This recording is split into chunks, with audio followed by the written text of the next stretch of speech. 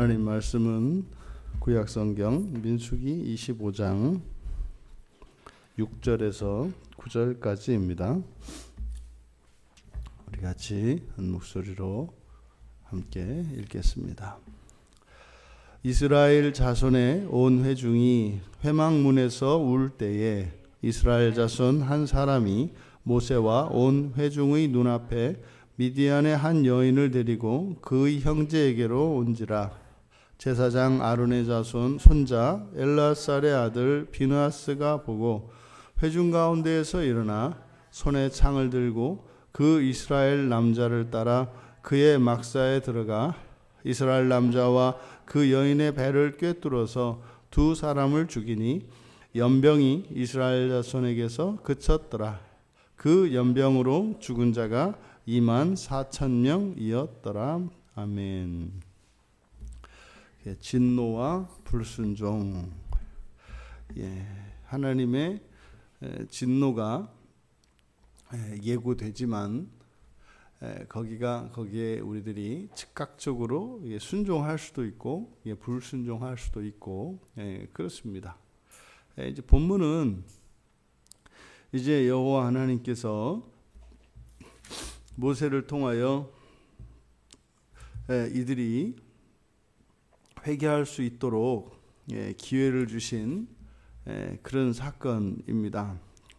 하나님께서 저주를 받고 축복을 주셨지만 그것으로 더욱 하나님을 온전히 이제 섬기고 하나님 앞에 더 거룩한 백성으로 이렇게 변모되어져 가는 것이 아니라 오히려 그러한 것이 이들의 범죄의 원인이 되기라도 한 것처럼 이런 상황들이 일어났을 때 이제 여호와께서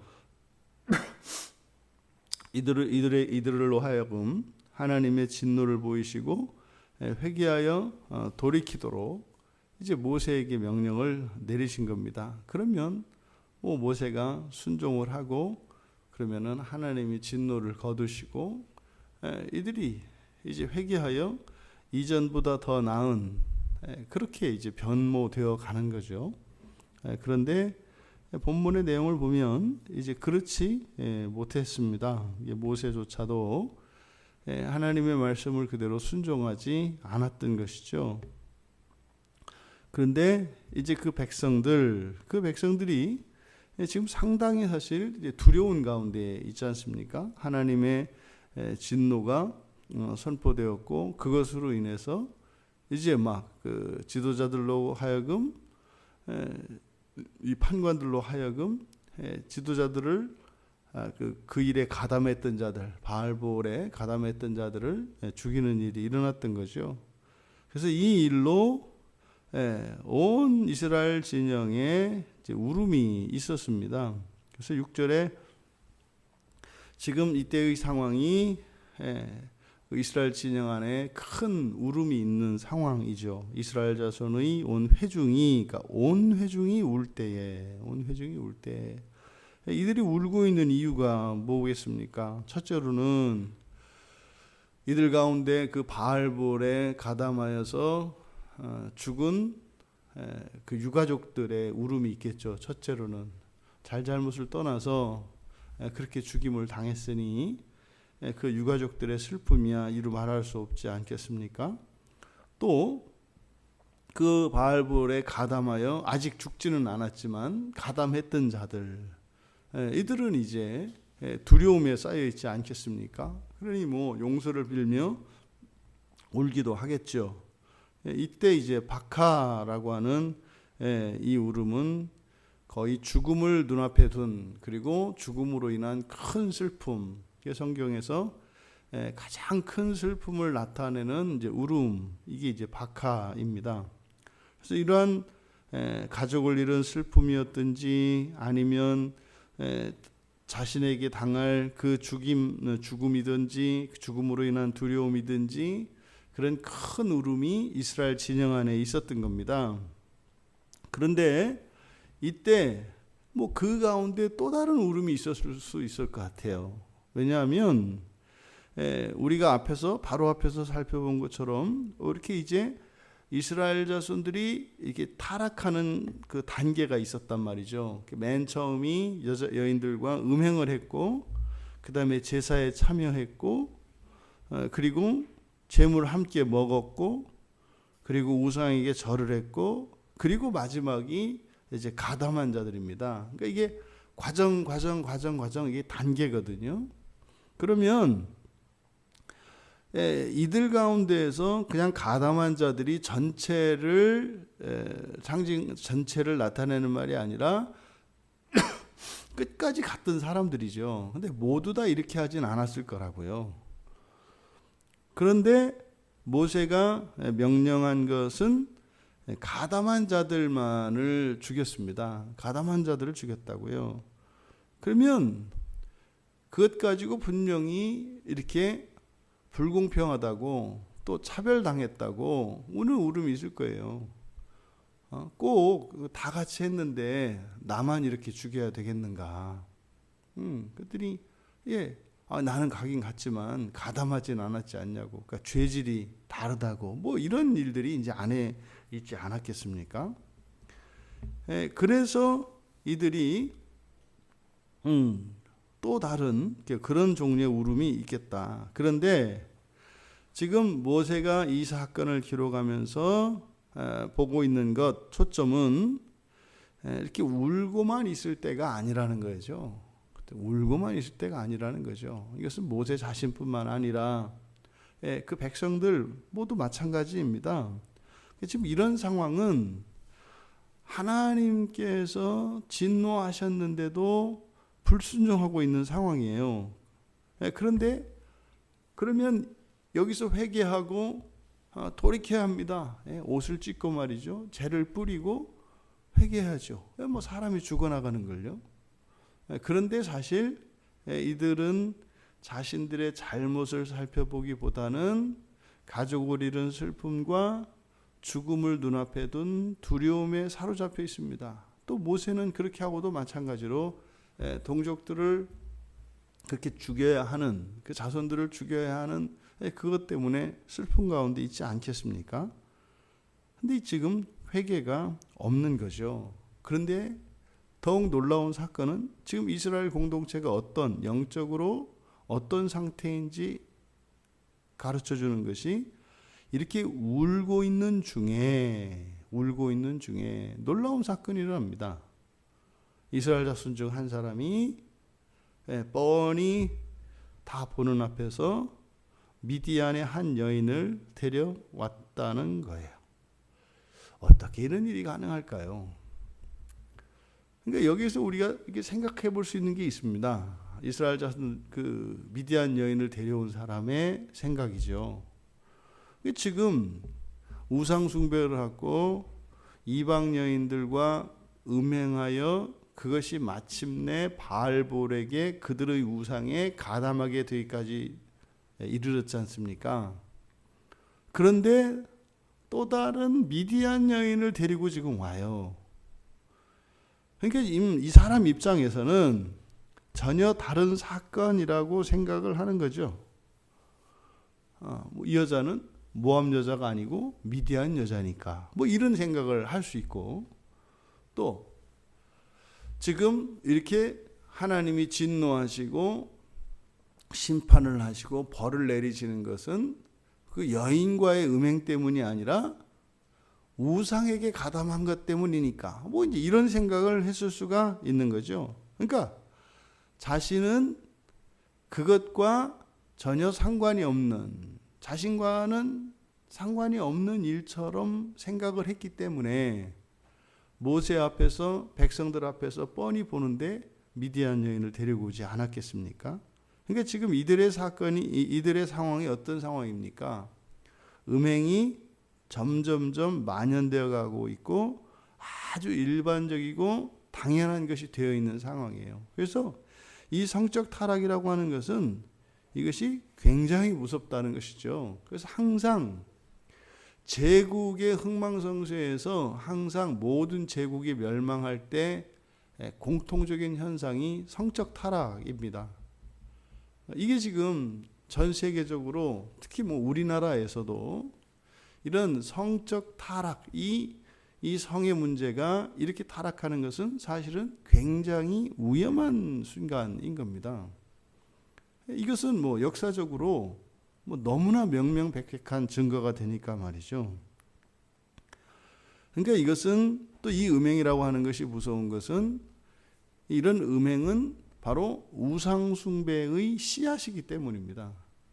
단순한 이것이 어떤 성의 문제가 아니라 이것은 반드시 육체적인 성의 타락은 영적인 신앙의 타락으로 부패로 이어지게 되어 있습니다. 그래서 이게 더욱 무서운 거죠. 그로 인해서 이제 이 이스라엘 진영 안에 연병이 돈 거예요. 이 연병이 돌지 않을 수 있었지 않습니까? 모세가 여호와 하나님의 말씀에 순종하였더라면, 그래서 그 지도자들을 목매어 달아 죽였다면, 그래서 경고를 했더라면, 그리고 여호와의 뜻을 전하고 백성들이 회개할 수 있었다면 거기에서 하나님의 진노가 그쳤을 것입니다. 그런데요, 모세가 듣지 않았어요. 또 백성들이 듣지 않았어요. 여전히 음행은 계속되고 있고, 그러면은요, 이제는 뭐 또 다른 우상을 섬기지 않겠습니까? 그러니까 지금 이스라엘 진영 내에 연병이 돈 것은 여호와의 진노가 아직 가시지 않은 증거이고, 이것은 이스라엘의 불순종의 증거인 겁니다. 점점점 상황이 악화되어 가고 있습니다. 그러던 중에 회중 가운데에서 한 사람이 일어났습니다. 그게 누굽니까? 아론의 손자 엘르아살의 아들 비느하스입니다. 후대에 이제 대제사장이 될 사람이죠. 그 비느하스가 일어나서 손에 창을 들었습니다. 바로 이 비느하스는 하나님의 진노를 바꿀 수 있는 신앙과 순결의 보루였고 마지막 소망의 끈이 되었습니다. 만약에 비느하스가 일어나지 않았더라면 더 큰 재앙이 임했겠죠. 하지만 그가 창을 들고 그 막에 들어가서 음행하는 이스라엘 남자와 미디안 여자를 죽였다는 겁니다. 이때 이 비느하스가 들어간 그 막사, 이 막사는 성경에 딱 한 번만 쓰이는 단어 쿱바라는 말을 가지고 나타내고 있습니다. 이 막사는 장막이라는 말을 쓰지 않고 이게 이제 막사, 그래서 이게 쿱바라고 하는 히브리어인데 이게 그냥 딱 한 번만 사용된 단어입니다. 이 단어는 저주받은 장막이라는 뜻이에요. 이 쿱바. 그래서 그 저주받은 장막에 비느하스가 들어갔다. 그런데 이제 그로 인해서 이제 연병이 그쳤습니다. 근데 그때까지 죽은 사람의 수가 2만 4천 명이었다. 근데 이 사건을 후대에 사도 바울이 고린도전서 10장 8절에서 이 사건을 언급할 만큼 이것이 매우 중요하고 심각한 사건이었습니다. 근데 거기에 숫자상의 차이가 있습니다. 그러니까 여기는 2만 4천 명이라고 되어 있는데 고린도전서에는 2만 3천 명으로 기록이 되어 있습니다. 그러니까 이것을 보았을 때 처형되어서 죽은 것이 1,000명가량이고 그다음에 순수하게 연병으로 죽은 것이 2만 3천 명이겠구나. 이렇게 이제 우리가 연결 지을 수가 있겠죠. 이 사건을 통해서 여호와의 진노가 예고되었음에도 불구하고 불순종한 모세, 또 여호와의 진노가 임해서 사람들이 죽임을 당하는 상황에서도 음행을 계속하는 이스라엘 자손들, 도대체 이런 일이 왜 일어나겠습니까? 이러한 불순종의 가장 중요한 이유는 여호와의 뜻을 모르기 때문입니다. 여호와께서 진노하신다고 할 때 그 진노의 의미를 모르는 것이고, 또한 여호와께서 진노하시는 그 이유, 그들의 그 범죄가 의미하는 것이 무엇인지 또 모르기 때문에 이들이 순종하지 못하는 것입니다. 그래서 1차적으로 불순종의 가장 큰 원인은 무지인 거예요. 하나님은 이스라엘 자손들에게 율법을 주시고 순종하도록 하셨지 않습니까? 근데 율법을 주신 목적이 그저 율법을 잘 지키는 사람들이 되라는 것이 아니라, 그러면 이방 민족들은 지키지 않는 하나님이 주신 율법을 지키는 사람들로 이들을 선택하신 것이 아니라, 이들에게 율법을 주심으로 하나님의 온전한 소유가 되라는, 거룩해지라는 하나님의 뜻을 이들이 알지 못하기 때문입니다. 오늘날 우리도 왜 그렇게 정말 하나님 성경에서 말씀하는 바, 또 하나님께서 기뻐하시는 바, 그런 온전한 그리스도인으로 살아가지 못할까요? 원하면서도 그렇게 안 되지 않습니까? 사실은 이것의 가장 중요한 그 근본적인 원인은 무지에 있다고요. 그렇게 하나님의 말씀을 따라 예수 그리스도를 닮아가기 위하여 열렬히 살아가는 삶의 영광이 뭔지 아직 모르는 겁니다. 그냥 건성으로 아는 거죠. 그러니까 그 영광이 무엇인지 알면 뭐 너나 할 거 없이 앞다투어 그렇게 살게 될 것입니다. 또 반대로 그 영광에 참여하지 못하는 그 비참과 그 고난과 고통이 얼마나 극심한 것인가를 모르기 때문에 또 그렇게 태연자약하게 그렇게 또 살아가는 것입니다. 결국에는 무지예요. 근데 이때 무지라는 것이 단순한 어떤 지식만을 의미하는 것이 아니라 전인격적으로 경험되어지는 경험적 지식입니다. 그래서 우리가 하나님을 만난다 라고 이야기하는 것이 바로 이 경험적 지식을 말하는 거죠. 하나님의 진노 앞에서도 여전히 불순종할 수밖에 없었던 이스라엘 자손들,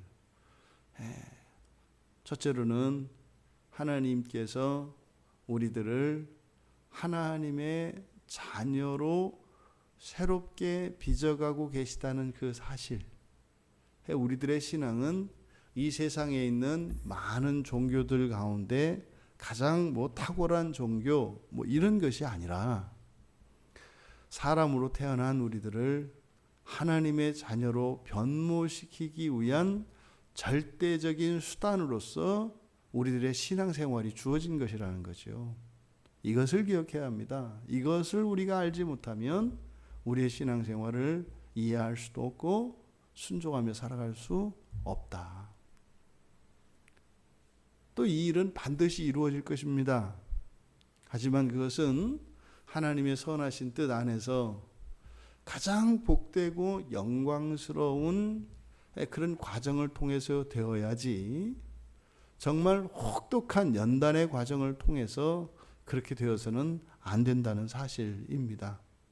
우리가 몰라서 불순종할 수 있습니다. 범죄할 수 있습니다.